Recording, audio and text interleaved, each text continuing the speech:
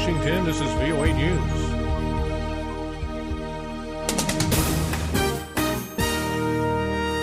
NASA supply ship rocket to space station explodes on launch.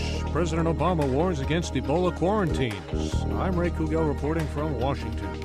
An unmanned commercial rocket that was supposed to send a cargo ship to the International Space Station exploded just seconds after liftoff from a NASA launch pad in the southeastern state of Virginia.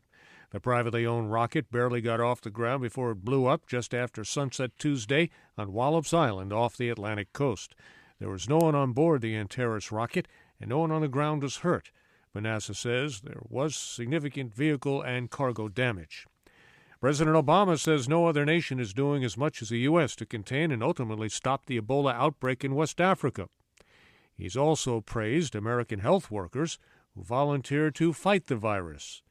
White House correspondent Luis Ramirez reports. Without mentioning any state by name, the president on Tuesday said policies on quarantines and isolation of health workers who have had contact with Ebola patients should not be such that they discourage Americans from helping fight the disease. Those workers who are willing and able and dedicated to go over there in a really tough job, that they're applauded, thanked, and supported.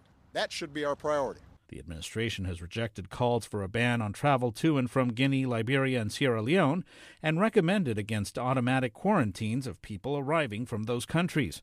Mr. Obama reminded Americans Tuesday that only 2 people have been infected with Ebola on U.S. soil. He said officials should be guided by science, not fear, in dealing with the disease. Luis Ramirez, VOA News, at the White House. This is VOA News.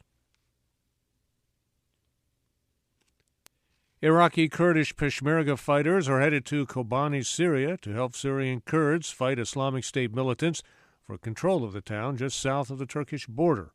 Kurdish officials say 80 fighters equipped with artillery and machine guns were expected to join the battle for Kobani Tuesday. Another 72 are expected to arrive today. The fighting continued Tuesday with the U.S. saying it launched 4 more aerial attacks on Islamic State positions in Kobani and 9 other strikes against the jihadists in Iraq. Foreign ministers and representatives from 40 nations met Tuesday in Berlin to focus on helping Syria's neighbors cope with the huge group of refugees who have been pushed from their country by more than 3 years of war. The UN has registered more than 3 million Syrian refugees. Turkey and Lebanon each are hosting more than 1 million people. At least 18 workers are trapped underground after an accident at a coal mine in southern Turkey. Initial reports say flooding inside the mine near the town of Ermenek in Karaman province caused a cave-in. But later reports say workers were trapped by the water. Turkey's emergency management agency says a broken pipe in the mine caused the flooding. In Hong Kong, protesters marked the 1-month anniversary of the student-led pro-democracy demonstrations Tuesday. The anniversary comes amid an impasse between the protesters and authorities in the semi-autonomous Chinese territory. Ivan Broadhead reports. Tuesday dawned amid a sea of 2,000 tents and countless democracy activists on the streets of the Hong Kong Central Business District. In the cool breeze, a group of students marked the end of the first full month of the democracy protest by singing the lilting refrain of the Umbrella Movement anthem, Under a Vast Sky.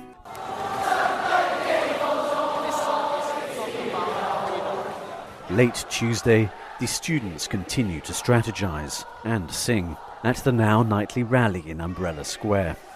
Ivan Broadhead, Hong Kong. Protesters want Beijing to repeal its decision to screen candidates for the territory's 2017 election for chief executive. Authorities have refused, instead declaring the gatherings to be illegal and cracking down on the protesters several times.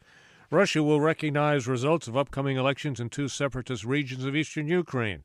Foreign Minister Sergei Lavrov says the voting schedule for November 2nd would be important for what he calls the legitimization of power in the unrecognized People's Republics of Donetsk and Luhansk. And a 50-meter-wide river of lava continued to creep down a mountainside in the U.S. island state of Hawaii.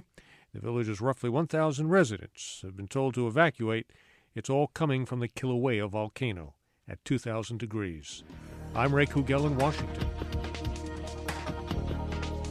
That's the latest world news from VOA.